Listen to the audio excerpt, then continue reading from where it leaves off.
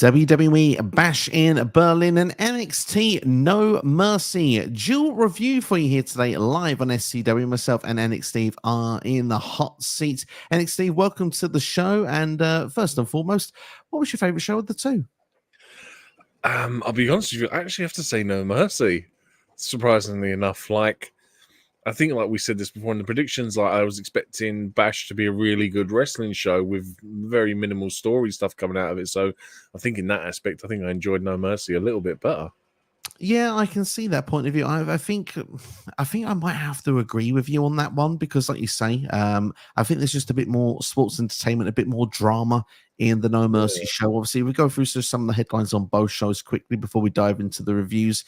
Obviously, Gunther retaining the World Heavyweight Championship against Randy Orton in over 34-minute match between the two, the rematch from King of the Ring. CM Punk did get the victory over Drew McIntyre in the strap match, got his bracelet back. Of course, as well as that, we did have Cody Rhodes retain over Kevin Owens. Of course, Kevin Owens not turning on Cody, which were conflicted during the match as well. But of course, didn't get the job done. Cody managed to hit the crossroads for the win. Of course, we have brand new women's tag team champions as well with Bianca and Jade. And of course, Rhea Ripley pinned Liv Morgan in the mixed tag team match, which also featured Damian Priest and, of course, Dominik Mysterio. On the No Mercy side of things, of course, Joe Hendry did not get the job done against Ethan Page. He retained the championship, did Page, with Trick Williams as a special guest referee. Could that lead to something in the future? We've teased it before on the channel. We'll talk more about it in detail here today. Rich Holland turned on Chase U after Chase U lost the tag team championships so much that the replay was shown about 4 times throughout the entire show. It seemed like a really big deal indeed.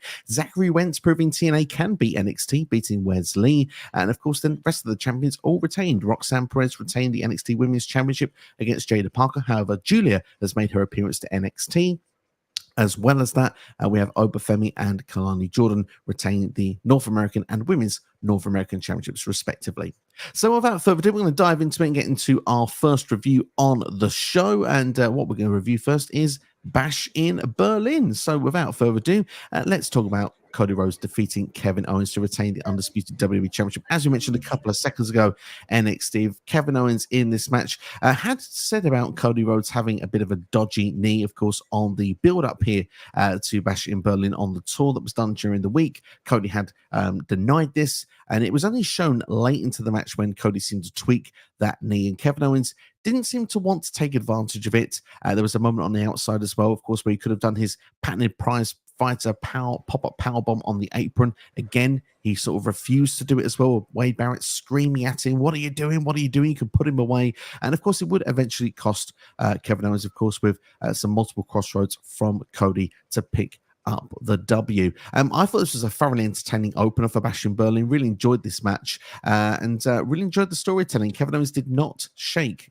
He did sort of come in with Cody Rhodes at the end there, but he didn't seem too happy. He didn't want to accept his arm being raised. Perhaps I had some questions of whether Kevin Owens will remain a good guy long term or not. Yeah, I mean, even before the bell rung, the crowd, like the whole show for Berlin were just electric. And yeah, before anyone even throw a punch, the crowd were up for it. Just this match in general started off with great aggression. The fact that KO gets 2 stunners off in this match, Cody hits 4 crossroads before he finally beats him.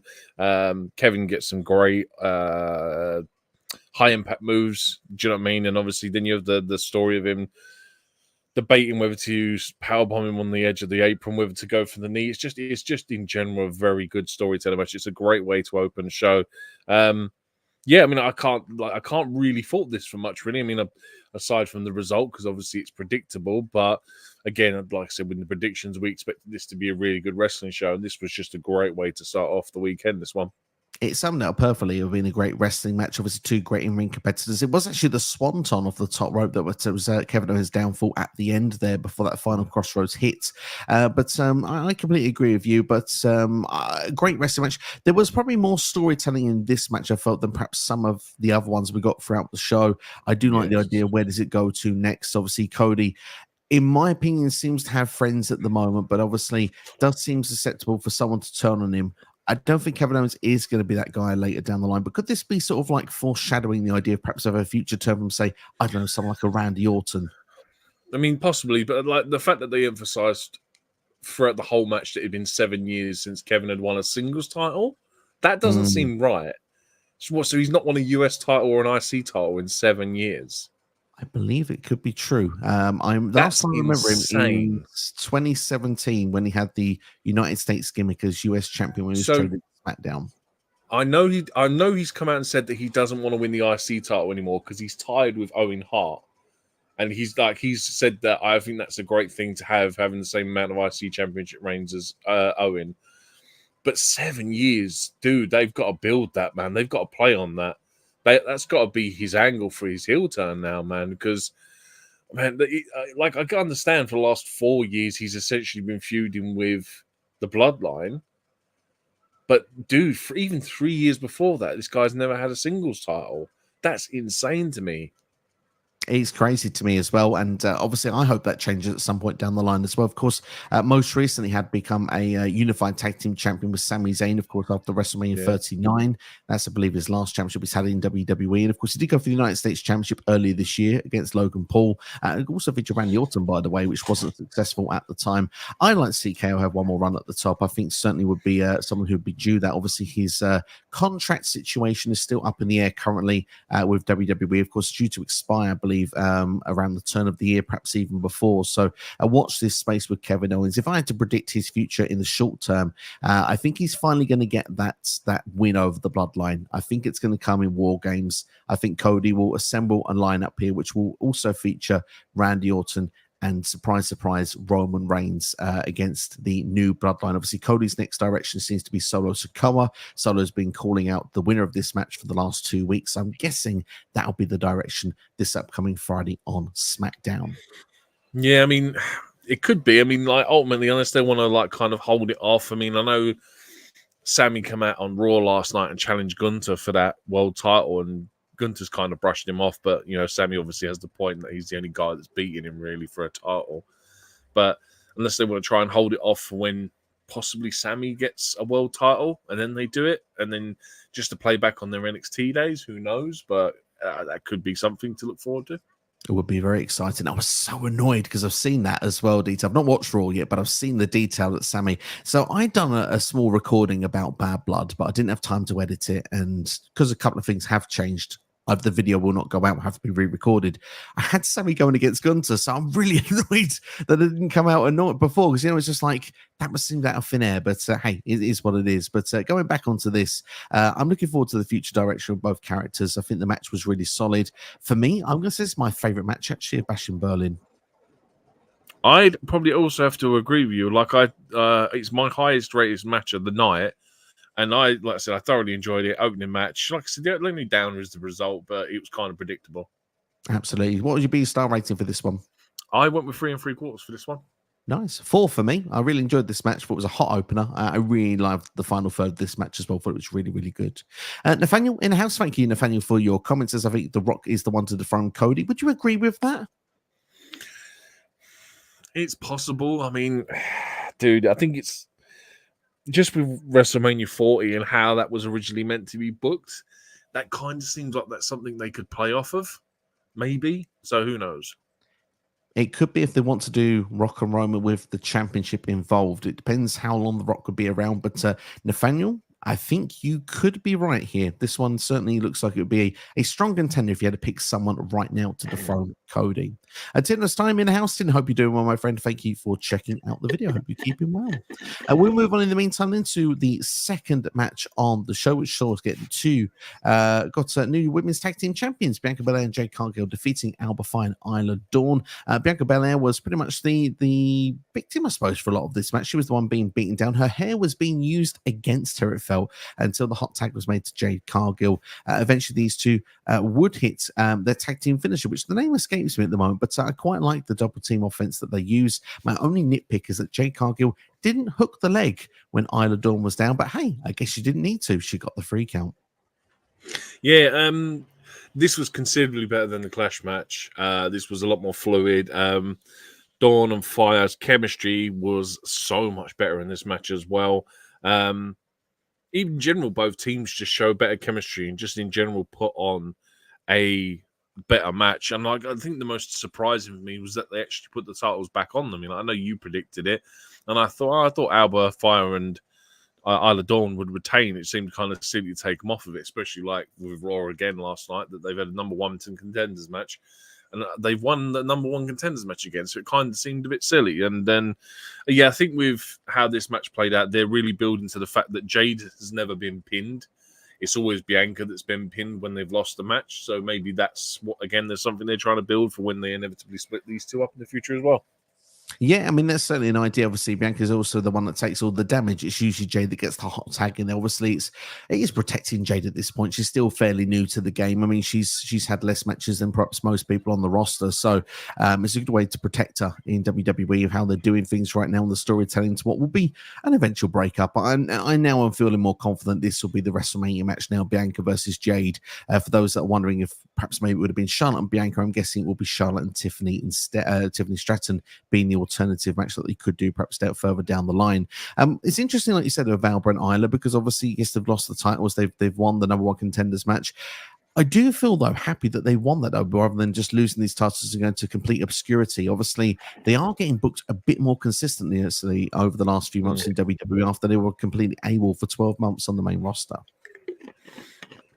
To be fair, they're probably the only women's tag team on the roster that's actually been booked better than Jade and Bianca, really, to be fair. I mean, Damage Control have been picking up losses here and there ever since they lost them titles.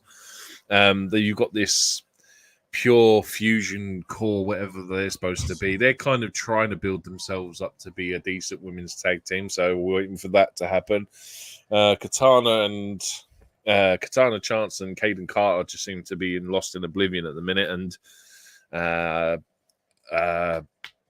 oh my God, Gargano's wife and Candice LeRae and Indy Hartwell. Candice LeRae and Indy Hartwell, they've kind of been non-existent on TV at the minute as well. So yeah, to be fair, they seem like they're pretty much the second best booked tag team.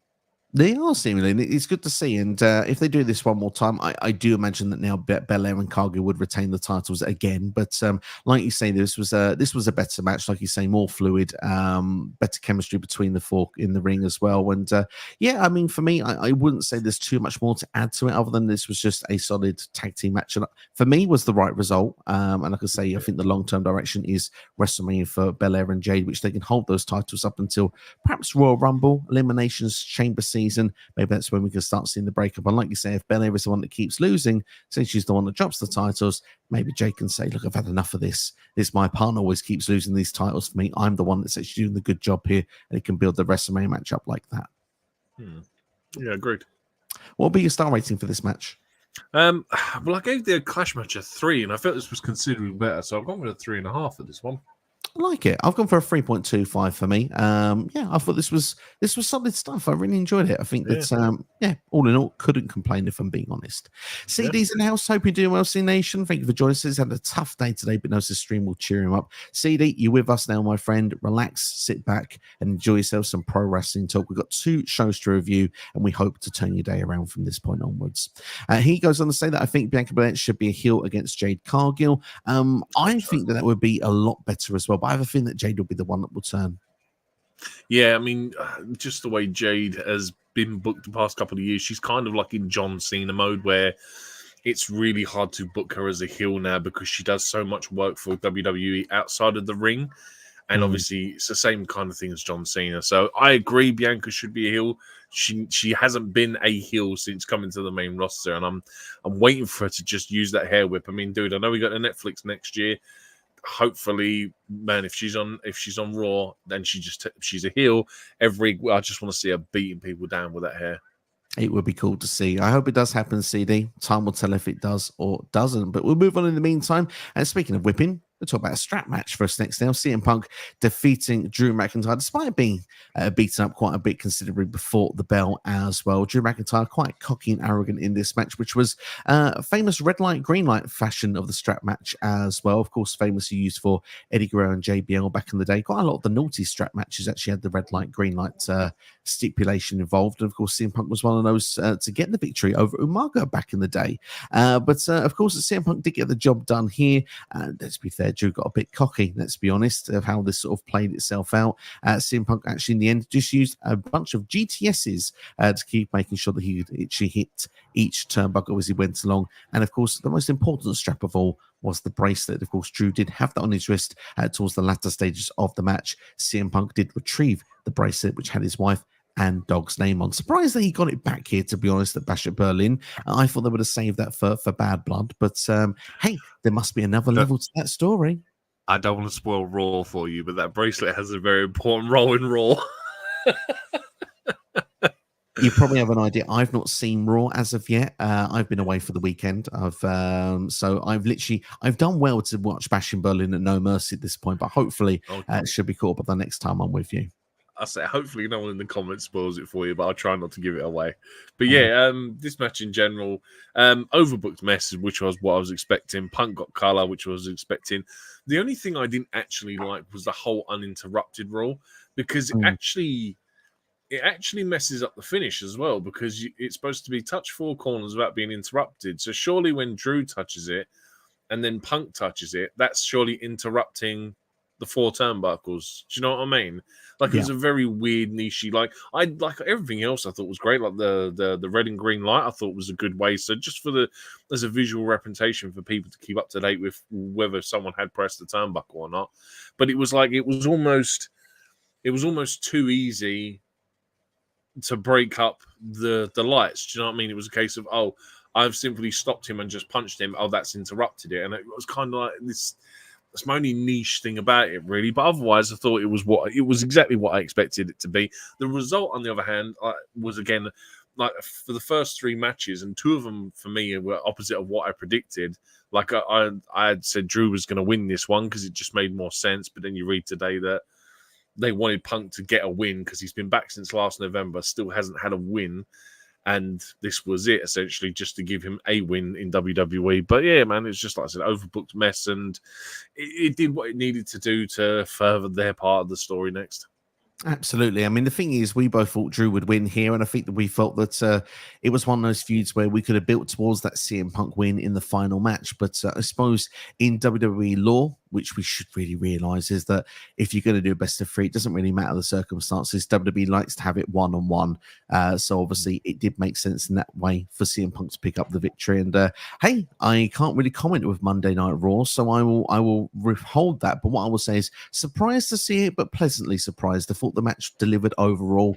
My only nitpick, if I had a real nitpick, is the fact that I actually had a bit of a problem with the light system, of the fact of that Drew McIntyre was wearing green attire to the ring, but was the red light instead of the green light. And CM Punk in Chicago, who is always the red stars, could have been the red light. So it's just me as a nitpicker, but obviously they've got green as babyface and red as a heel. Yeah, exactly. Yeah, green is good, red is bad. Green is go, red is stop. We get it. We get it. So yeah, but what would be your star rating for this one? 3.5 again for me. Like I said, it did what it needed to do. Like overbooked mess. It was what I was expecting it to be. 3.5 for me as well. But this was a solid encounter, but not much more to say than just solid. I think it was this would have worked very well for pay-per-view, and it keeps them going to the next part of the feud. Just before we go on to the next match, I do need to make note of something that they said, that apparently this show was the highest grossing arena event in WWE history. True. Do you know what that tells me? That tells me us as European fans are getting ripped off. I can confirm that. Because Canada, for Money in the Bank, was nearly 20,000 people. This was like 13,000. This is 6,500 people less. Yet this is the highest grossing arena show. Like, I don't know if obviously that takes into context like sponsorship deals and stuff, but to me, that's ticket prices as well. So we as European fans have got to be getting ripped off somewhere there. The fact that a European show is their highest grossing arena show ever, and yet there were 6,500 people less. Tickets are going higher, and they're going to continue to go higher. I can confirm, because this is perhaps something a lot of people don't realize. They go, well, English-speaking fan. It's from the UK, right? I'm not from the UK. I don't live in the UK. I live in Sweden. So I'm actually closer to Berlin than I am to a show in the UK. If there was Clash of the Castle Bash in Berlin, Berlin was closer to me. It's in the north of Germany, which is just underneath Sweden. It's not too far away. For me, I looked at tickets. I looked at the idea of potentially going when this show was first announced, and I looked at the ticket prices, and I went, thank you, but no thank you. it was extortionate prices. The nosebleeds were like €300 at least. It went as high as prices like 1,500, I think, for like the front row seats. So it's extremely high. Okay. But one thing's for sure is it's not just happening to the European fans. Obviously, it's being complaints amongst everyone else as well. I And I get think it. because the shows now are more, I think, varied across the world. The US don't get as many shows either. And also, when we come to NXT, by the way, Denver, Colorado never gets pay-per-views. Those tickets are probably expensive as well. WWE has the influence now to take every market and every price and raise them each and every time. So they're going to continue breaking these grossing records show by show. Do you know what it is? They're going to keep getting higher and higher until they find a point where they can't sell out a show because the prices are too high. Then they know where they're at that time being. So, for instance, they'll get to the next show, they'll raise the prices again. If it doesn't sell out by like 1,000 people, they'll be like, okay, we'll lower the tickets back to what Bash was. And then it'll be a case of, if it sells out again, okay, we'll raise them again. And all they're going to keep doing is just yo-yoing the prices of tickets. But yeah, dude, like I said, for a B-list pay-per-view, and it's the highest grossing arena show ever, I just thought that's crazy talk. It is crazy, but it just, I mean, there was the same with Clash earlier this year. Backlash was as well. So it seems bad, but I believe Money in the Bank was at some point as well. So, I mean, it seems to be happening almost on a monthly basis. My Clash ticket for Wales was like £55. Mm. And all right, they were originally God tier seats, but we actually got moved down a lower level because they changed how the production was set up, which was a result because it didn't actually sell out. But do you know what I mean? Still, £55 was great for a 60,000 capacity stadium. So yeah, I don't know. It's insane, man. It is insane. It is insane. But we'll have to see how it's going to play out over the coming shows for the next weeks and months. But yeah, obviously Berlin now holds that record. How long would be held for? Atlanta, your turn now when it comes to Bad Blood. But so Sinishon asks, CM Punk is undefeated in strap matches, right? He is undefeated in strap matches. That is indeed correct. Yeah, 3 for 3. And WWE need to be careful with raising those prices because if they're too high, those arenas may not be sold out, which is very true indeed. We'll move on to the next match. In the meantime, we're going to be talking about Rhea Ripley and Damian Priest defeating Liv Morgan and Dominik Mysterio. Despite the Judgment Day getting involved, we thought Finn Balor would be a factor when it comes to that 3 count with Rhea on the floor and potentially Priest getting pinned, but Priest kicked out. So obviously Priest managed to overcome the odds, and that left eventually Rhea alone with Liv Morgan. One Riptide later, and the fact WWE actually on the commentary described this as a mismatch between Ripley and Morgan is very interesting indeed. But Ripley getting the victory over Liv Morgan surely puts her in line for another title match.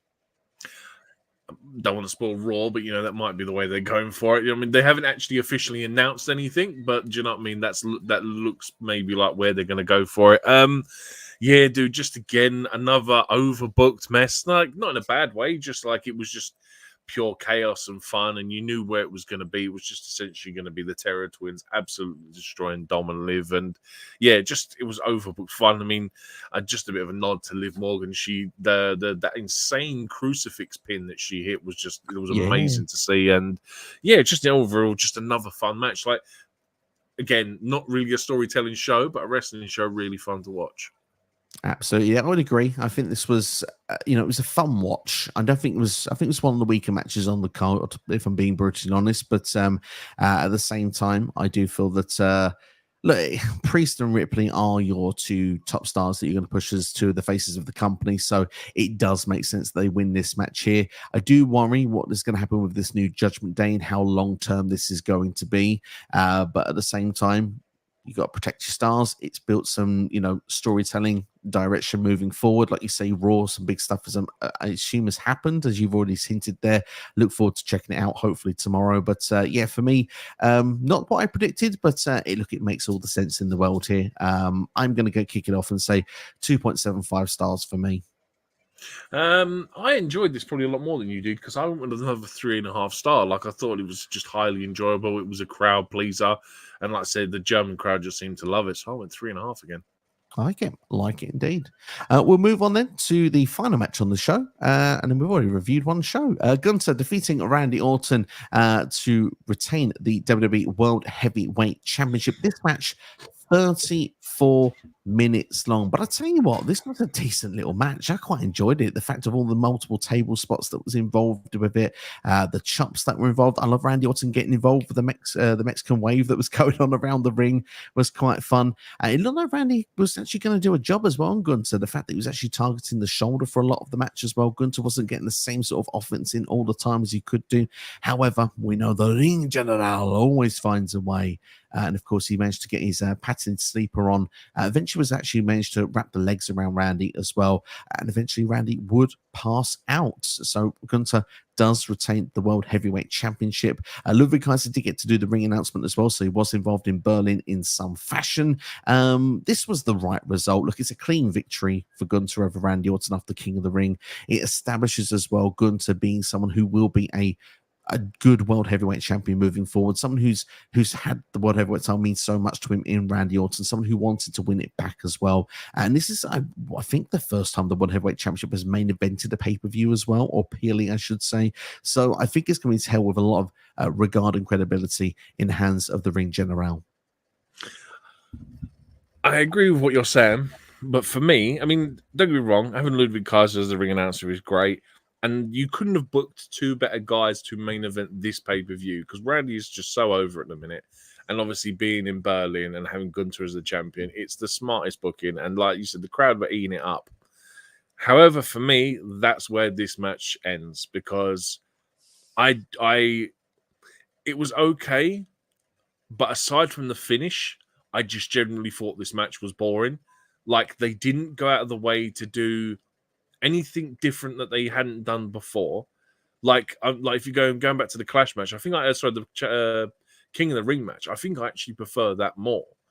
Like I said, aside from the finish, because you knew you was going to get something like this finish, because just so that we don't have something like the King of the Ring finish, the pace for me was just slow the whole way through. I don't think at any point it ever got intense. Aside from the table spots, I don't know. Just for me, like this, or to me, this is probably Gunther's most boring match I've ever seen.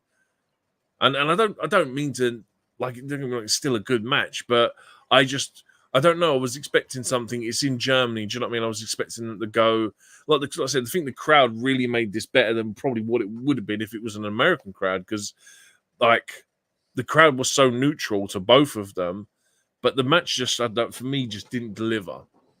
That's just fair. Me, probably, but yeah, I just don't think it delivered what it could have been. I think this is what I'm going to say. By the way, C Nation Dog, so true, so right. Thank you for bringing it up. By the way, the World Heavyweight title did main event Clash at the Castle earlier this year with Damian Priest and Drew McIntyre. So you are bang on the money, my friend. Thank you for correcting that statement earlier. Yeah, I mean, the thing for me is this match is too long. That's the problem with it. It's 34 minutes. I don't think any match needs to be 34 minutes in WWE personally, unless it's a 60-minute Iron Man match. Do you know what I mean? Yeah, something along that line, or something that's special with lots of gimmicks, lots of hardcore matches, street fights, those sort of stipulation matches can perhaps justify. But I prefer no match to go over half an hour in WWE if it doesn't have to.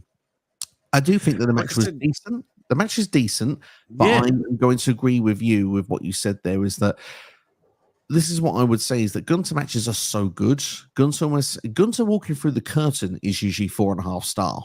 So my rating is going to reflect that this isn't as good as a normal Gunther match. However, I still think it's a good match. But yeah, I agree. It's one of the lower rated matches on the show for me. I mean, I went with another 3.5 because I booked the King of the Ring match as a 3.5. And like I said, I think I don't know if it's again the place and the crowd that keep it on par for me as that, but again, just pace. Like at no point did they ever step up the pace. It was just lethargic the whole way through, and it kind of killed the final match for me. I think it's a fair comment. To be fair, it's not a fast-paced action match. I think the thing is, it's sort of a Randy Orton style match here. This is like that big heavyweight clash they've gone for, haven't they? Rather than the usual sort of style. I think a Bash in Berlin, I think what a lot of people would have cried out for would have been a Gunther Dragunov match that we'd seen on the European tour or on the dates leading up to this. Perhaps would have been more for the flavor of what I think people were hoping for. However, I do think this match was decent, and 3.5 star you've given it. I've gone for a 3.25, which is quite low for a Gunther match for me. But again, I still think it was decent. And do you think it was interesting that both men shook hands at the end of the match? Yeah, I mean, obviously they're going to be kept apart now for another 6-7 months till possibly the brand split. I mean, I think it was. It depends on again how they're going to book it, because like obviously Gunther's still meant to be a heel, so they maybe shouldn't have done. But I think obviously with shut up, noisy git. Just the way that like I said, the arena, it was the placement that it was kind of just like a mutual respecting, and it kind of works in Berlin. I think anywhere else this doesn't work. Yeah, I could agree with you. And the thing is as well, like I feel that the reason the handshake for me was that almost Gunther was the face, being the fact that this show was being in Berlin. Obviously, they're trying to present him as German, even though he's from Austria, with the hometown ground. And Randy Orton technically worked heel in this match, which I think can be, like I mentioned this earlier in this video, I think it's a sign of things to come. I think Orton will turn heel eventually. And I think that this was sort of signaling he's not heel yet. He's shook the hand of Gunther. It's kind of like everyone goes home, like, because Gunther's going to be the hometown hero here. And obviously, Randy Orton is still a babyface currently, even though he works heel in the match. But I think it's a teaser or something for later down the line. I think when Randy turns heel, it will be on Cody Rhodes, and it probably will be after War Games. Yeah, I mean, he is obviously enjoying his whole run as a face at the minute. Like, dude, I've never seen him enjoy his entrance more than ever, like with the crowd singing his song. So I'm sure they'll do it right. And like you said, doing it against someone like Cody just makes total sense. Total sick entrance, by the way, for Randy Orton. Absolutely loved it. I thought it was really good with the camera presentation and stuff. Like when he came out, it just looked badass. So yeah, shout out to that. And let's go to the comments then, and we do our little roundup then for our final thoughts of Bash in Berlin. C Nation says that WWE is booking the new Judgment Day like trash, street trash. Give it time. Give it time. Look, dude, everyone complained they booked the old Judgment Day like trash. So just give it time. I'm still going to say street trash, but yeah, I get where you're coming from with that one. Hopefully, it will improve with time, though.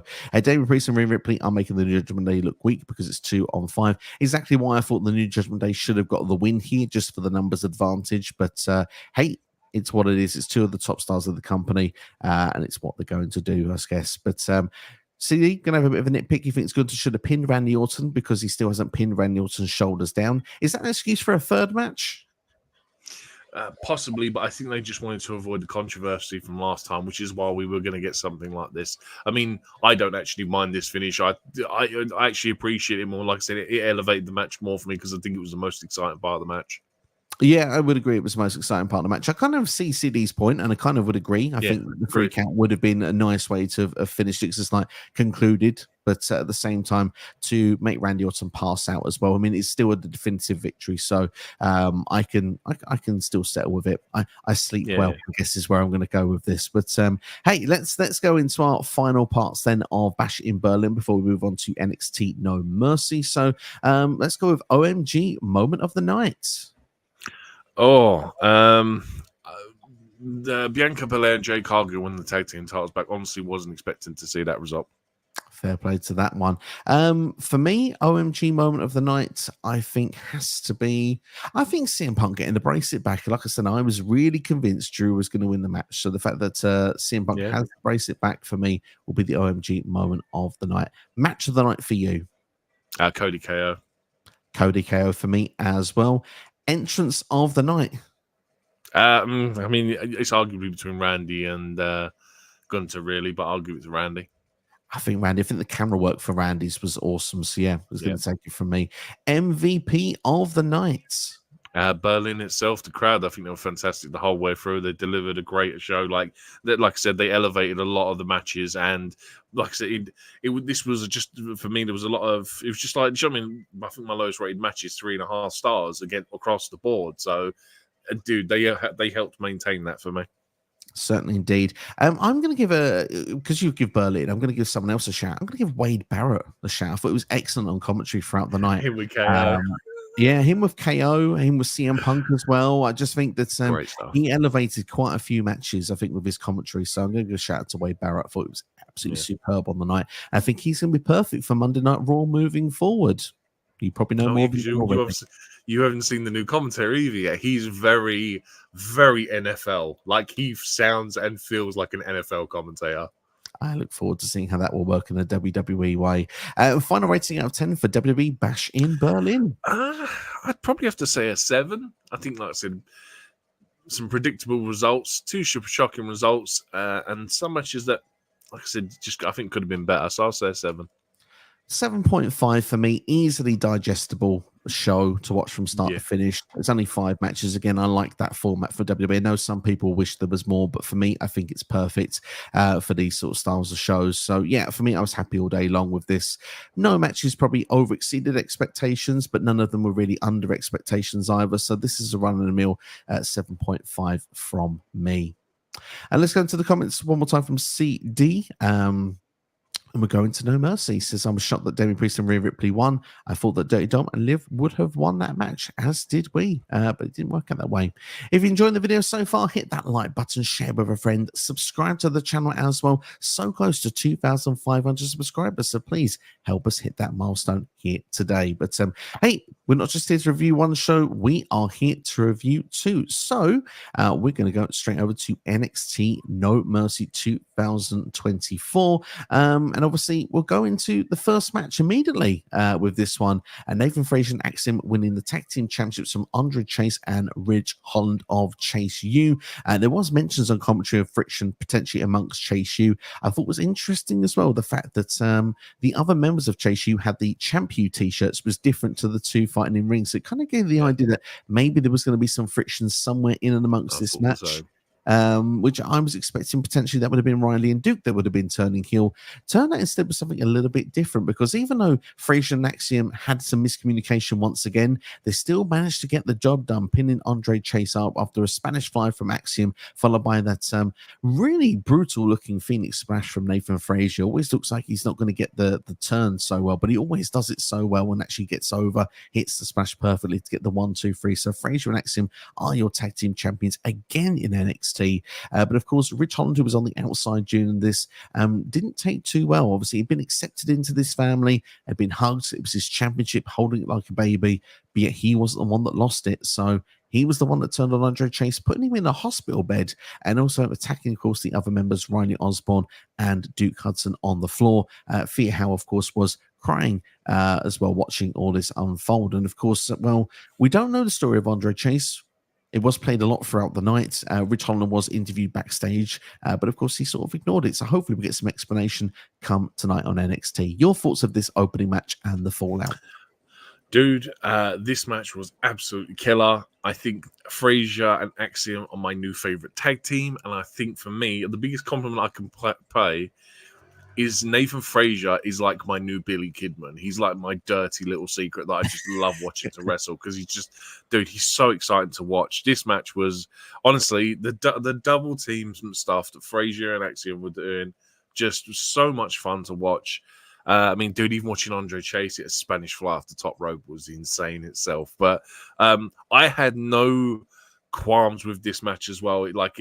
Like, I'm trying to remember the last show that they were. I was sitting there trying to think. I couldn't obviously remember, because I don't think we reviewed the last one. And I was sitting there trying to think, did I enjoy it as much as the last one? But dude, this was so good. I can't complain. My actually only gripes is with everything that went down afterwards. And it was the fact that Ridge takes out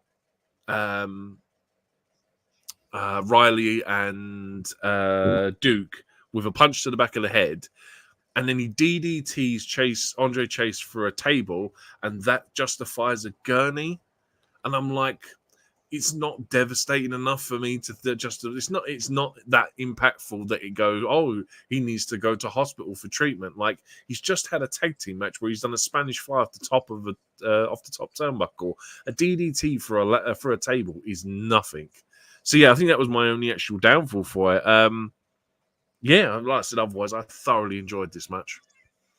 Yeah, I thoroughly enjoyed the match as well. Obviously, Heatwave was spectacular. I think that was one of the best tag team matches of the year, to be fair. And they've looked to repeat it here. Obviously, Ridge here instead of Duke Hudson, and obviously, it was still very good. Andre Chase for me seems to be massively improving in ring. I've just not seen this Andre Chase for the last 2-3 years in WWE and NXT, but to see it sort of showcased here on these premium live events of NXT is something special.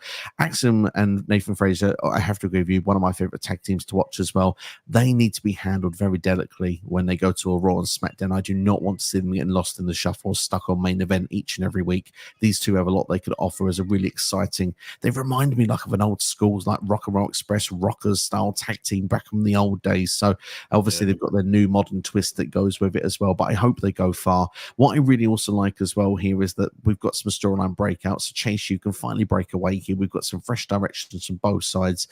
Rich Holland will hopefully get the explanation. Obviously not happy that he's lost these tag team titles. Will probably break away and realize he needs to be on his own from this point. Can have that feud then with Chase U with himself. Fraser and Axiom have already got some new contenders to go after. It looks like we're going to have the likes of Gallus. We've got Hank and Tank, and of course we've got the Rascals. They will be going for those NXT tag team titles. Yeah, I mean, the only thing I worry about with Andre Chase is that the character itself is very limited. Like, he's a university lecturer, and it's kind of like, how do you transition that to main roster and yet still have it go over? Like, it almost seems like it's destined to be a comedy gimmick, and I hope that isn't the case, and hopefully it goes on to bigger things. I agree with Axiom and Fraser. Like, at the start of this match, because I think we both predicted that Chase U were going to retain. I sat there and thought that I genuinely was hoping that they would bring back the cruiserweight division, because having these two do cruiserweight matches, I think would just be absolutely killer. But the fact that they won and keep the fact that they're keeping them as a tag team is so much a better move. So yeah, exactly the same as you, man. I agree that they need to be handled decently, and like even like someone like a Brian, was it Paul London and Brian Kendrick? Was it? Yeah, Can't remember that. Yeah, those two. They remind me a lot of them two as well, from like the Ruthless Aggression era and stuff like that. that's a really good comparison, actually. I really would agree with that as well. So, I mean, it just goes to show do need handling very carefully. And, of course, Cedar does go on to say that he does actually think they'll break up before going to main roster. Yeah. Obviously, they have been teased with a breakup for a long time as well. I hope that doesn't happen, because they've kind of been around lots of breakups where we think it's going to be them. So I feel like hopefully they're going to get through it and get to the other side, because I do think they're better together than apart. Again, it's that same thing. You know, we have a lot of masked wrestlers in WWE. Axiom, if he goes up, I do think gets lost in the shuffle. I feel the same with Fraser. I know that's going to be controversial to say, but I think they are stronger together than they are apart. So I'd like them to remain as a team. But yeah, all in all, for me, I think this is a really solid opening to the show. I'm going to give this a 3.5 star for me. I thought it was really, really fun time. I like the drama that played out at the end of the match, and there's reason to want to tune into NXT. And I've got to say, didn't think I'd often say I'm excited for a Ridge Holland storyline.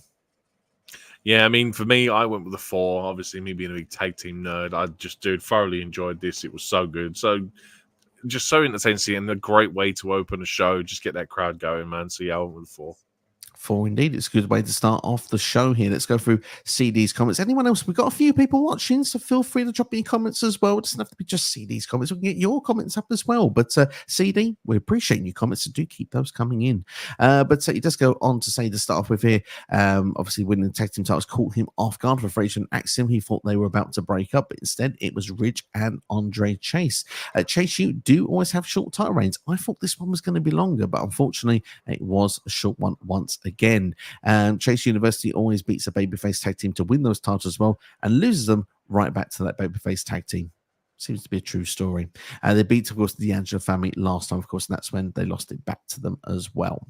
But yeah, I mean, we'll move on in the meantime to match number 2, and you did say on our predictions video that we did NXT that will TNA ever beat NXT? I wouldn't say NXT there. It happened. They beat me every week. Defeated Wesley. It actually happened. I was shocked by this result, and to be fair, I don't do this very often, but I popped and I got out of my seat, and I must admit, I thought myself, what a great finish to a match here with these two. I must admit, it took me a while to get into it with this one, though.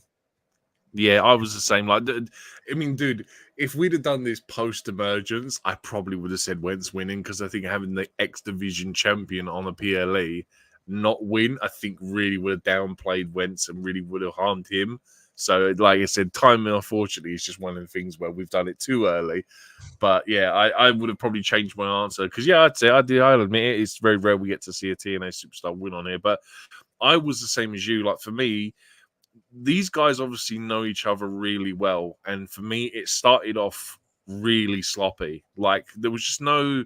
It's almost as if like these two had never wrestled each other before because it just didn't flow for me. And then there was one point I think Wentz hits a jumping knee to the face, and it kind of all just completely changes from there. He then goes on to hit that insane like Canadian, what can I describe as a Canadian Destroyer DDT, which I was like, my God, what a move in itself. Wes then rebounds and hits him with a Meteora. There was a slight botch where Wes super kicked him through a table and the table kind of collapsed. But props to Wes for still carrying on with the spot and delivering to it on the floor. Like they did well to kind of protect how it was presented as well, because I don't necessarily think he hit him, but it was very well covered up. But yeah, like I said, you get to the second half of this match. You get to that table spot where it falls apart. You obviously then Trey Miguel stops him with from doing a chair shot. Wentz then hits another destroyer off the apron to the outside, and then hits that phenomenal UFO cutter for the win. I was the same as you. I popped hard. It was just a great match, man. I'm sitting there going, we've just had that tag team match. Now we've got the finish to this match.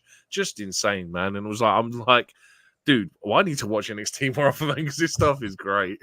Oh, mate, it was awesome. Especially the second half of this match. Like, you know, like you say, it got to that point. I think, especially from the like you said, the Canadian Destroyer DDT, and obviously the table spot as well, which went completely wrong. But like you said, the cover up was fantastic, and the crowd went from like, oh, you know, this has gone completely wrong, and to immediately just being awed out of their seats and you know, chatting like this is awesome within like 20 seconds of the incident off the top rope there. But obviously Wesley got to that point there, didn't he? Where it wasn't about winning the match; it was about taking out his former best friend, and obviously showing that he's far above. He picked the steel chair up, was going to slam it, of course, against Wentz in the steel post, but Trey Miguel sort of made the save there, which led to that finish and that flurry at the end there. And that UFO flip cutter was it's just beautiful. It is beautiful. I was so happy to see Zachary Wentz win. And obviously, like you say, X Division champion now in TNA as well. Look forward. I still haven't seen the Emergence yet either, so I need to go and check that out. But yeah, look forward to seeing that match. But yeah, a bit of a spoiler. But you know what?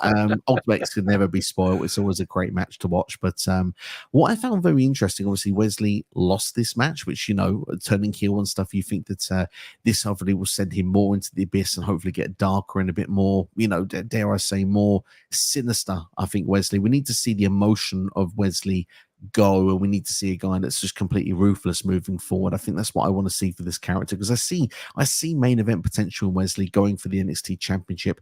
However, it looks like Zachary Wentz is going to turn his attention to the NXT Tag Team Championships with Trey Miguel. However, there was a moment where he said that he lost one best friend and then turned and said how he had this other best friend, and that's his brotherhood. I can't help but think, correct me if I'm wrong here, did you notice a little twinkle there for a second that maybe Trey Miguel was going to be turning on Zachary Wentz very soon, and they're going to be feuding over the X Division Championship, potentially on NXT or Bound for Glory? Just a tiny little bit. I saw that the way Trey was giving him the side eye, and I was like, ooh, maybe that's not what was going to happen. Yeah, like that backstage interview, you can see Trey, and like the way it come across was like, Trey's going to screw you over. We might get that Rascals triple threat match after all. We might actually, and they might actually do it for like the X Division Championship as well. It could do, because Wesley did hold up that title one, but he did throw it to the ground as well. But I'm pretty sure he'd want to win that title back if he could take it off Zachary Wentz. So I think that Rascals freeway looks to be nailed on in the near future. I think Wentz and Trey could be NXT, because I think that's where it's going to go down. And I think Bound for Glory could be the place for the freeway. And it could be, I don't know, could be a final flurry of something with these three potentially at Halloween Havoc. Would not be against seeing it where Wesley can then pick up the victory and move on.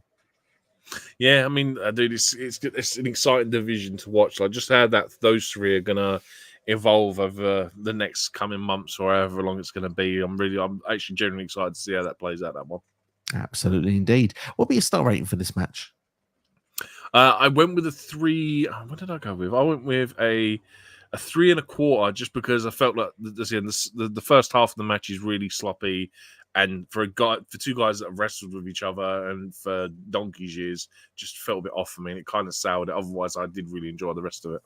Yeah, I've gone for a 3.25 as well, mainly just because of the fact that it just took me a short time to get into the match. I don't know, that could be, I was a bit tired watching it, to be honest. I'm not going to shy away from that a little bit, so it might have affected the judgment slightly. But second half of this match for me, I thought was phenomenal, and it was up there for match of the night when it hit the second half of the match, but doesn't quite take that spot for me personally. I've got an interesting, surprising choice potentially for my match of the night on here, but we'll move on in the meantime. Before we do, CD's got some fun facts for us. He said that Zach Owens is the first TNA superstar to win on a WWE Premium Live event.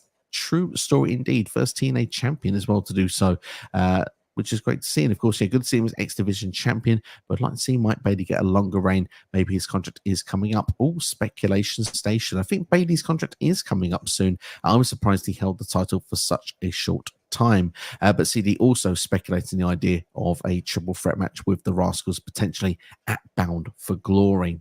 But speaking of someone that could be bound for glory, Wendy Choo was trying to get the NXT Women's North American Championship, was unsuccessful though against Kelani Jordan, who doesn't walk, she doesn't run, she flies, ladies and gentlemen. I don't think I see her on her feet for more than about 5 seconds in the match. She seems to be high flying all the time.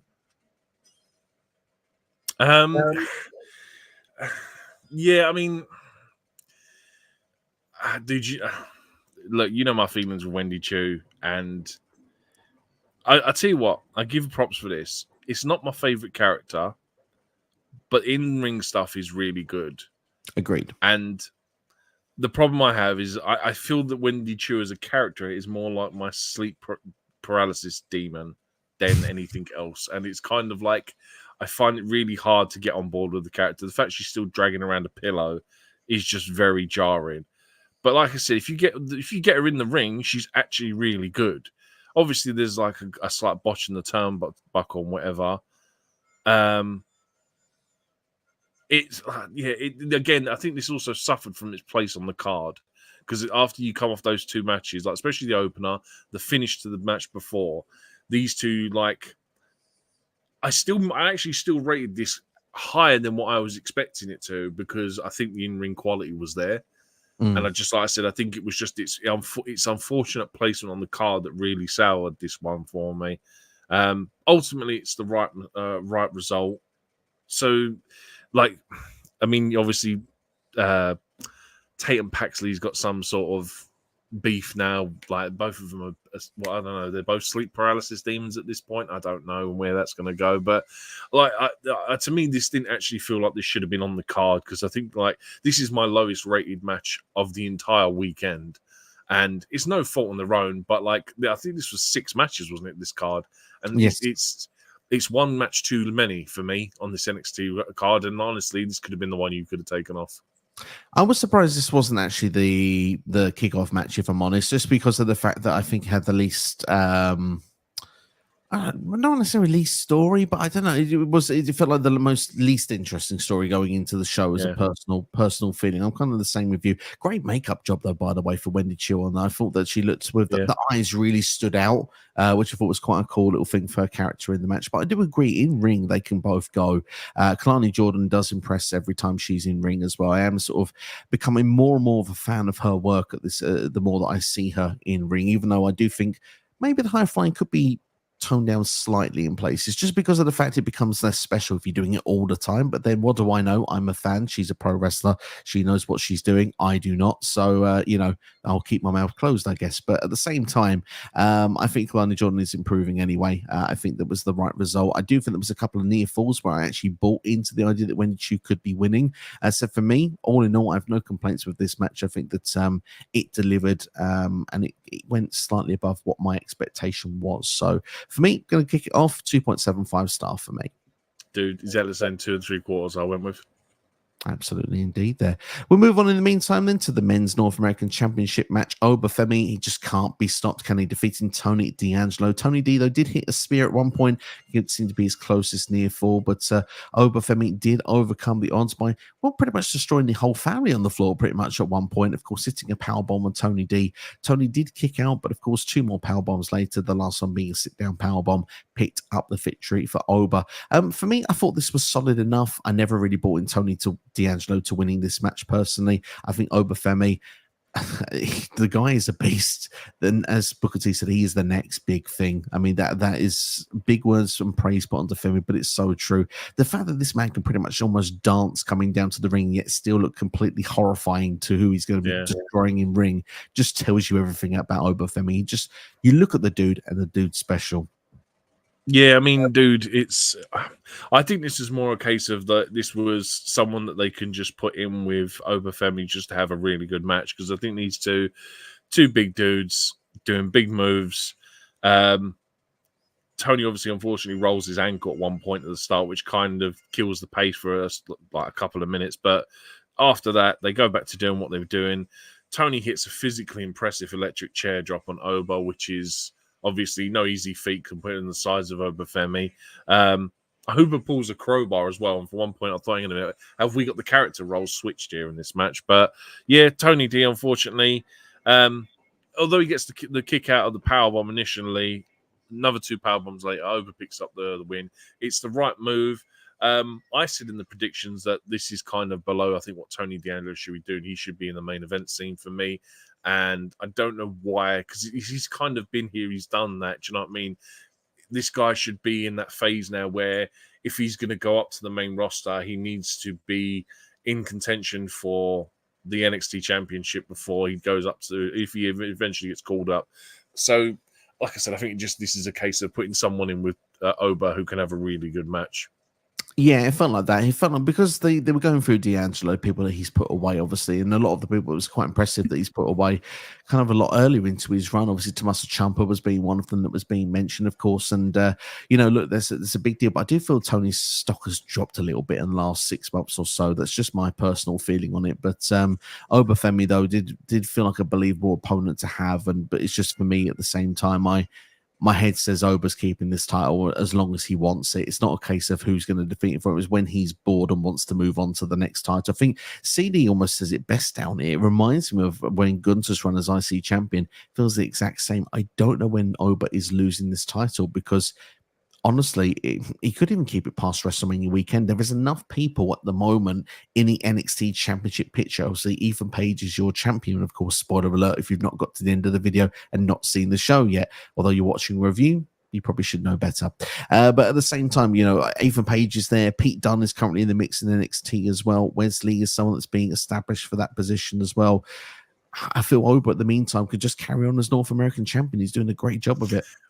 Yeah, I mean, I think we said in the predictions that a ladder match is probably one of the only few ways. The only other way I would think is exactly how Oba won it, by cashing in a breakout tournament contract, because that's how Oba won it. Essentially, he cashed in his breakout tournament, kind of like the Money in the Bank briefcase, and won it. So there's 2 options there, but obviously the breakout tournament isn't going to be till next year now.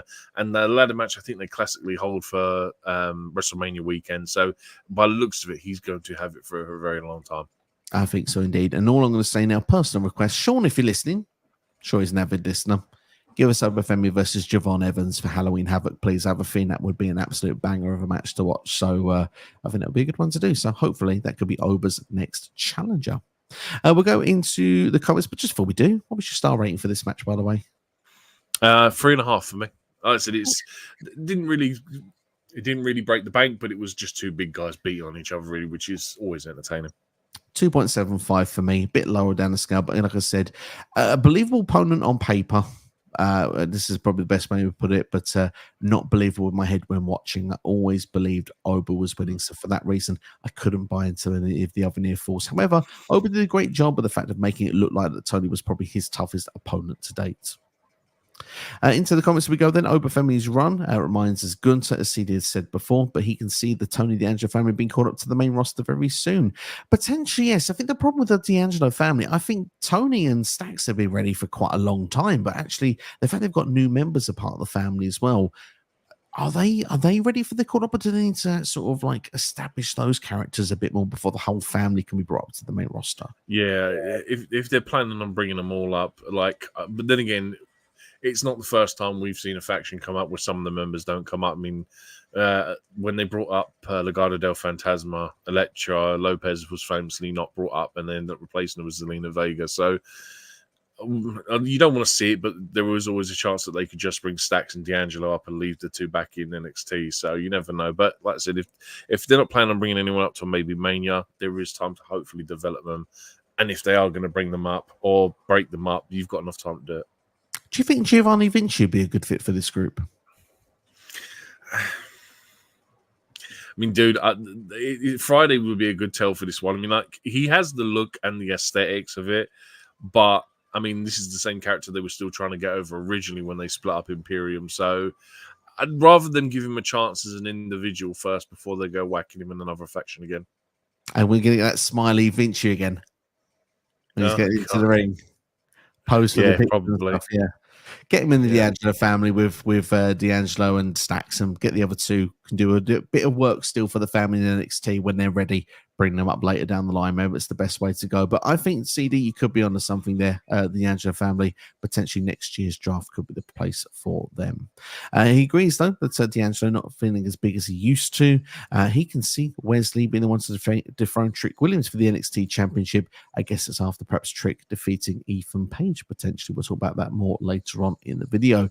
And also he says that D'Angelo and Stacks could go to the main roster together and the other members could be quietly removed from the group, which has happened in the past, as you've already mentioned, NXT. Down to our final two matches. If you enjoyed the video so far, hit that like button, share with a friend, subscribe as well. All that good stuff helps out here on YouTube. And of course, we'll be telling you a little bit more what's coming up on the channel in about 10-15 minutes or so for the remainder of this week. But in the meantime, we're going to move on to the NXT Women's Championship. Of course, Roxanne Perez defeating Jaida Parker to retain the title. Jaida giving a bit of smack talk on the ring, away to the ring, which I really like because that's probably a part of her package at the moment is the promo, the smack talk. I always enjoy listening to her when she's got a microphone in hand, so thought that was really good. But of course, she apparently had a bit of an injured stomach, sort of rib area, which Roxanne Perez did focus heavily on in the match here. But of course, Jade did seem to find a way back into the match, but it wasn't enough in the end. Roxanne Perez with a pop rocks on first off, doing it after Jaida Parker had missed the barricade and gone through the barricade, did it on top of the barricade, broken piece on the ground, and then did the pop rocks in ring to retain. Of course, after the match, we did know we were going to get a surprise. We wondered who it would be, but we both predicted it. Giulia officially arrives in NXT, and these two go face to face with Roxanne holding the NXT Women's Championship high above her head. It looks like this one could be a collision course then for Halloween Havoc after it was originally rumored for Heat Wave. Looking forward to that as a future matchup. But first off, let's keep things on the match that we had in hand. Roxanne Perez versus Jaida Parker. Your thoughts of this match? Dude, I tell you what, been a long time since I've enjoyed an NXT women's match. This one, I still have some grievances with it, but otherwise I thought it was a really good match between the two of them. Perez gives me very Alexa Bliss vibes based on, like you said, the smack talk at the start. She has very same sort of characteristics, which I really appreciate. Her work as well, working on that midsection and making that essentially the key focus of her match, I thought was great. She did well to focus on that. My one grievance actually is probably Jaida. Like, her selling was inconsistent. So for some spots, she would sell the hell out of it, but then 2 seconds later, she'd be fine again. And it was only kind of really towards the end of the match where she really knuckled down and focused on selling that midsection. And I think, like, if that's going to be the focus of your match, you need to work on your level of consistency. Otherwise, I thought she had a really good match. Otherwise, apologies. No, there is one of it. The pop rocks on the outside as well. It's meant to be her finishing move, and doing it on the outside is meant to be more devastating. The fact that she's up on all fours, crawling back to the ring 2 seconds later, like, I know they're trying to sell the 10 count, but that spot doesn't work for me on the outside. That's not necessarily Jada's fault. It's maybe something they could have easily just swapped it and done something else. But otherwise, yeah, I thought this was a good match. I really enjoyed it. Giulia comes out, and yeah, I had to have another gripe actually with commentary, and it's the rumors are true commentary line, and it's like, dude, please don't do it. We're not stupid. We've known for months that she's been signed, that she was doing stuff. Don't act like I get it. You're essentially doing it for the casual fan more than anything, but the casual fan don't know who Giulia is, whereas the hardcore fans are the one who knows who Giulia is. please don't make us feel like players had to be stupid, because we're not. And it's one line that commentary does that gripes me, and I've heard it so many times before. Even like with when AJ debuted, same line, the rumors are true. And I'm like, really? It's like everyone knew this guy was coming to WWE. Just stop doing it. It's irritating. I hear that a lot. The rumors are true. I mean, she did turn up at Stand and Deliver earlier this year, so I mean, she has been at a WWE show before as well. So there you go. It's the rumors are true. She did come back, but yeah, look, end of the day, I agree with what you said there with some of the selling with Jaida Parker. I think there was one time, I think it was like an abdominal stretch, something like that, and she was sort of, I think, slightly overselling it, and I think it was to the point that the camera kind of zoomed away to show the NXT Championship rather than actually her in the hold for a half of the period. But other than that sort of one moment for me, I do feel that she has proven she belongs. I still have her down as the person that would be the next NXT Women's North American Champion. I think she is in that division for now. I think it was great, though, to see her get that exposure, that moment on this show to show that she can belong in this area. And I enjoyed the match with Roxanne Perez. And like you said, it's probably the best Roxanne defense probably for a little while. I'm going to go out as far to say that this is my favorite match of the entire show. Wow, that's a shocker. I said, like, don't get me wrong, it's honestly, I thought you'd have gone with Wes and Zachary, but dude, that's a dude. Like I said, it's the first time in ages I've enjoyed a women's NXT title match. Like, not that they haven't been good, I just felt like the just in general, like the story they told was very good. And like I said, apart from the mis-selling, shocker that you said it's your match of the night though. But fair enough to you, man. I mean, I do like Wesley and Zachary Wentz match a lot, especially this. Like I said, the finish of it is like match of the night if you take just the second half of that match. But I struggled in the first one. Just the story. I think the story worked well for me. I liked the idea of they worked on the body part that was hurting, and then to have a couple of big spots that I liked the barricade spot personally as well. So, for me, Roxanne Perez, I think, is one of the best women's wrestlers out there. I'm always a big fan of her work, and I'm astonished really she's not already on Raw, SmackDown, but she's having that proper NXT Women's Championship reign that she didn't have previously. She's having that run now. Didn't they say she's like one premium live event victory away from beating Asuka's run in NXT apparently? Yeah, which tells you everything you need to know. The next three she's losing. She's going to be losing to Giulia, then she's going to have Stephanie Vaquer, and then she's got Delta, and then she's coming up to Raw, SmackDown. It feels like that's what's going to happen. It's typical, isn't it? She's putting over all the new girls.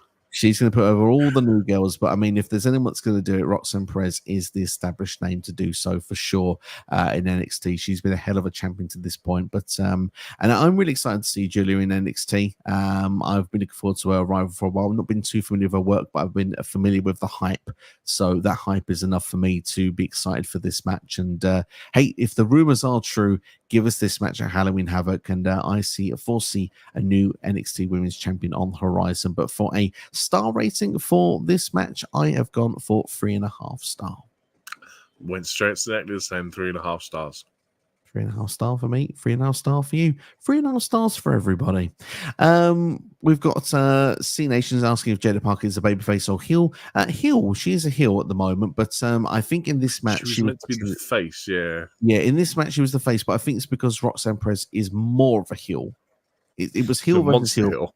Yeah, she's a very, very nasty person, Roxanne Perez, apparently, which just seems totally different to what she's meant to be in real life. But see, this is I'm not familiar with Giulia's work as a wrestler because I do not watch New Japan or Stardom. Neither do occasionally New Japan, but I do not watch enough Stardom at all, really, so I can't really comment too much on her work. The one thing I have seen of her was, in fact, an Impact Wrestling show with Stardom that she was on about a year or so ago. So, yeah, it was the last time I saw her wrestle. But we'll move on in the meantime to the main event of this show, which was Ethan Page defeating Joe Hendry. I've got to say the entrance looked good in the big arena with Joe Hendry, with everyone's arms waving side to side. I've got to say, when it comes to breakout star of the year, I think Joe Hendry has to take the biscuit at this point. But obviously, Trick Williams was the special guest referee, but it was a moment where he was taken out of commission, which did lead to a normal referee coming into the match. The NXT Championship was in the ring.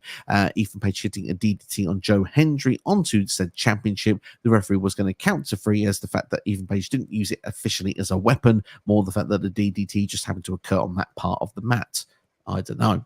Either way, Trick Williams saved the pinfall attempt, made sure it didn't happen. It looked like then, of course, that Ethan Page was going to swing for Trick Williams. He missed Trick, hit that referee, and of course that meant Trick would actually go to check on that referee. Joe Hendry would go for a move, go for his chokeslam style finisher, which then left to Ethan Page kicking Joe Hendry, in the groin, and then hitting his ego's edge for the 1, 2, 3. And let's not forget that the altercation started with Ethan Page and Trick Williams when there was miscommunication with Hendry and Trick after Hendry thought he'd pinned Ethan Page, but of course Page's foot was under the bottom rope. Of course, to close off the show, Ethan Page was smirking with Trick Williams, kind of signifying there will be a future match between these two. Ethan Page is already slated to defend that championship on the first CW show in Chicago. And of course, if Trick Williams thinks he's going to be the guy, well, first he needs to get past Pete Dunne, who attacked him to close off the show. Your thoughts of this main event segment and main event match? This match is the most sports entertainment match you will see all weekend. It was so good from that aspect. Like, Page's character work, like, first off, Joe Hendry is easily the next Yes Movement. The way they are producing him, like broadcasting him, like the way he is the next Daniel Bryan. This is Daniel Bryan a la WrestleMania 34. Do you know what I mean? Like, it's just, he's so over. It's just unbelievable at the minute. In the ring, the match itself, very tit for tat, 1 for 1. It did a great job of making Joe look like $1 million and a great way of making Page look like a heel. Page's character work with Trick as well. Anytime there was a 2 count, or even like you said at the end of the match when he gets the pinfall and he forces Trick to raise his hand, is just some great stuff. The referee that comes out from nowhere, can I add? Because like normally we're waiting 2 minutes for a referee. This ref was already halfway down the ramp when this spot happened. It was shocking. And then obviously having that great save by Trick as well. This is just generally the most fun you will have in a wrestling match this weekend. Like, it's so sports entertainment, it's untrue. And I thought it was great. It was, do you know what I mean? It was a great way to elevate Joe. It did what it needed to do to build, for some reason, towards this Pete Dunne, Trick Williams match on Tuesday. But obviously there is the whole thing about Trick possibly getting another shot at that NXT Championship. Just, dude, so much fun, man, and a great way to finish off the weekend. Yeah, this was a fun time. Like you say, very sports entertainment. I've got to say, the referee clearly wanted the main event fee, didn't he? If he could hit the 3 count, I think he got a bit of the fee. So I think he was definitely up for that. Running as fast as Charles Robinson did at WrestleMania 24 down the entrance ramp. But at the same time, yeah, I mean, this one was fine. Like you say, they did well to protect everyone in all parties here. Obviously, Joe Hendry lost but didn't lose cleanly. They were very clever how they handled the Trick Williams stuff. Look, I'm not going to lie, CD, I drank the Kool-Aid. I was really hoping that Josh Alexander was going to show up and be helping there and be a part of the North there once again, but it didn't happen. Maybe it was a bit too much fantasy booking, but damn it, I loved that fantasy booking, CD. I would have loved your way to have played out. But look, all in all, like you say, sports entertainment fun, this one. A lot of storytelling narrative that can go on. Joe Hendry can continue in NXT if he wants to, but this could write him off kind of nicely as well if they want to do it that way. It feels the direction now will be Trick versus Ethan Page. That first CW show, I reckon, is the destination on October 1st. And it looks like as well that if Trick does beat Pete Williams, which I assume he would, they can actually then set that match up then for the next 2 or 3 weeks going forward. And I think we will get Trick Williams as your new NXT champion on October the 1st. I'm going to be less hesitant. I'm going to say they're going to have the match, but they're going to push it back to Halloween Havoc because that's obviously like 2 or 3 weeks later. So I'd say the match happens, but we get a screwy finish, which just ends up with these two going again at Halloween Havoc. Sounds interesting. I mean, for me, I'll do it where I agree with you, but with the rematch clause, just something a bit different on it. But it sounds cool indeed. But I am really impressed, by the way. Ethan Page just come into NXT and has been like the top guy. Like, I was sitting there thinking to myself, fantastic. he had like a bit of a dialogue before coming out, and I felt to myself like this guy's going to be fine actually when he goes. I feel he's here for a good time, not a long time in NXT. I think he's Raw SmackDown bound next year, and I think he's going to be okay. Dude, I've never wanted someone to succeed more in NXT that coming in from like another promotion more than Ethan Page. And yeah, like even in the few weeks he's been there, his character work has just got him over. I feel it's got him over so much more. Like, I'm not throwing salt at AEW, but it's got him over so much more than he ever did in AEW. I mean, like in AEW, his most storyline driven base was when he was a tag team with Scorpio Sky, and he kind of like just never really did anything else otherwise. And they've come in, they've given him good narrative, they've let him portray the characters that he's capable of doing, and he's just got himself over so much. And yeah, man, like I wouldn't be surprised if he's one of these guys that's called up. Like obviously, like KO obviously came into NXT 6 months later, he was on the main roster. I wouldn't be surprised if they don't do the same with Ethan Page.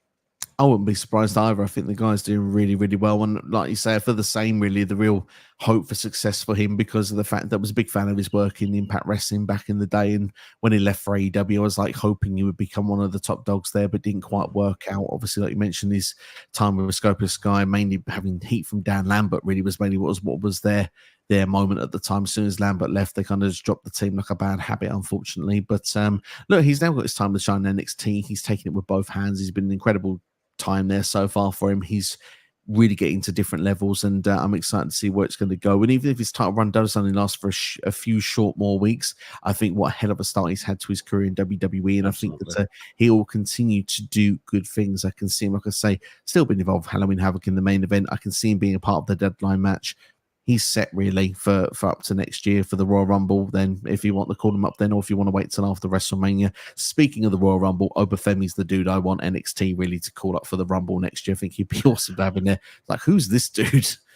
I would, but also I think if you want an instant crowd reaction, Trick Williams. I think Trick Williams is a good shout at this point as well. Trick will be a very good shout indeed. What would be your star rating for this match?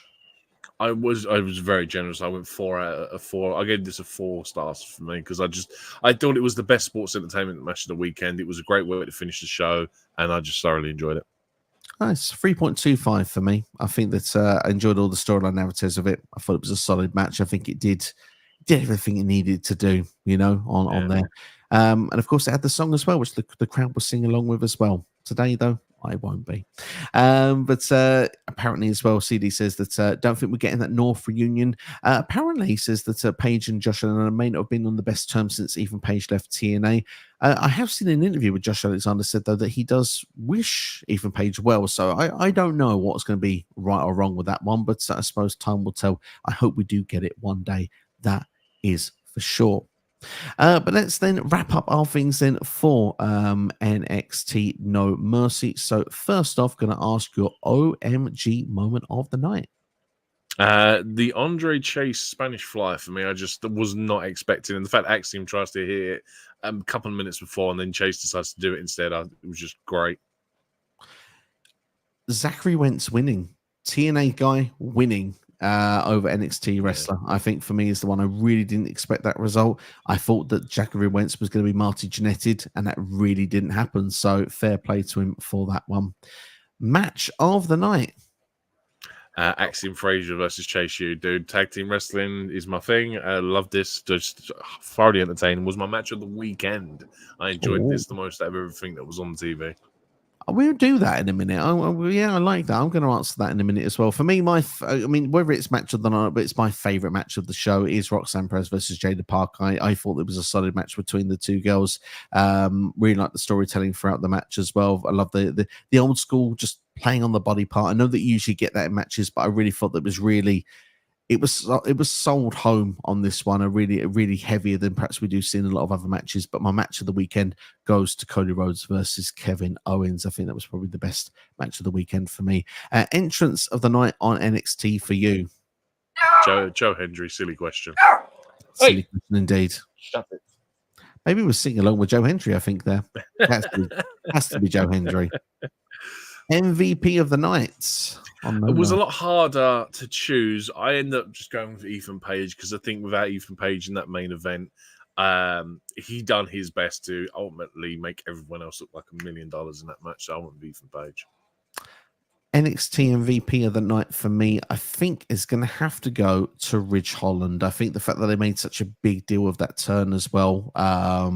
There's a real big story narrative going on there as well. So I think I'm going to give it to Ridge, but there is a possible shout you could give it to Giulia just because of the fact of the shot coming in and the fact it's going to be a big deal with her and Roxanne Perez. But yeah, I'm going to give it to Ridge because it's something actually playing out more emphatically on the show rather than just appearing and I'm here. Final rating for NXT No Mercy 2024. 8 out of 10 for me. I think if you take the Wendy Choo match out, it makes it much more easier to digest. I would agree with that wholeheartedly. I'm going to go slightly lower. In fact, I'm actually going to match Bash in Berlin 7.5 out of 10. Again, easily digestible show, more sports entertainment on it. So even though the fact that it's the same rating, maybe it should be a 7.75. I don't know, but yeah, for me. I think it's a good time. Definitely worth watching. We go to our last couple of comments, and then we'll give our last couple of comments, and then we'll wrap things up here today. But CD says it's great to see Ethan Page finally get his big break. Absolutely is indeed, and good to see him catch up with Josh Alexander in terms of singles accomplishments. Absolutely indeed. I'm a big fan of both of them, so I like seeing both of those guys do well. If you've enjoyed the video, make sure to hit the like button, share with a friend, and subscribe as well. NXT, is there anything you would like to say before we wrap up today's video? Dude, always a pleasure. I look forward to the next one. Get on the poll, vote for Canadian Stampede. If you guys don't vote for Canadian Stampede, I'm not going to be impressed, man, because that is a show I really want to do that's on there. Glad you mentioned it. SCW Rewind, the options are available. Let's go through them very quickly for you. We've got NXT Fatal 4-Way. Of course, it is the 10-year anniversary. We've been going through the classic NXT shows. It is currently in the lead the last time I looked. The show that's in second is In Your House Final 4. Of course, that features for the vacant championship four corners match Bret Hart, Steve Austin, Vader, and The Undertaker. The show that NXT really, really wants, and do you know what? I wouldn't mind it either. It's Canadian Stampede. It is seen as potentially the best In Your House show ever. Of course, it's featuring the Hart Foundation in a 10-man tag team match against Steve Austin, LOD, Ken Shamrock, and I believe Goldust is the other guy. My mind is going a little bit slippery at the moment, just to remember the last person. Either way, it's definitely worth a good time, that one. And of course, Mind Games, one of my favorite In Your House shows as well. Shawn Michaels versus Mankind for the WWE Championship is a definitely top match indeed, and worth watching that show alone, including a potential ECW invasion. But the poll is available now. Go and check it out. Go and give it a vote of which show you want. But of course, if you want to make NXT happy, Canadian Stampede is your vote. Yeah, also later in this week, I can tell you what's coming up then. Bad Blood match card predicted will be dropping for you hopefully tomorrow. That's the plan at this moment, for it to drop tomorrow. Worst case, it will be on Friday. But all out predictions will be coming to the channel for AEW on Thursday. And of course, you can catch me as well on the Mark Wrestling podcast live on their channel Thursday, where we'll also be discussing All Out, as well as I'm sure some fallout from Bash in Berlin and No Mercy as well. But that's all from us. Thank you all for watching. Look after yourselves and each other. Get us the 2.5k subscribers on YouTube. Really do appreciate all the support that has come in. Look after yourselves and each other, and try and keep an eye out more on the community tab. I'm going to try and do more community posts. So I want to see everyone's engagement and involvement. It's good to see if we can get your perspective as well as sharing some of mine as well. But thanks for watching. Look after yourselves. We'll see you for the next video. Take care and enjoy the rest of your day.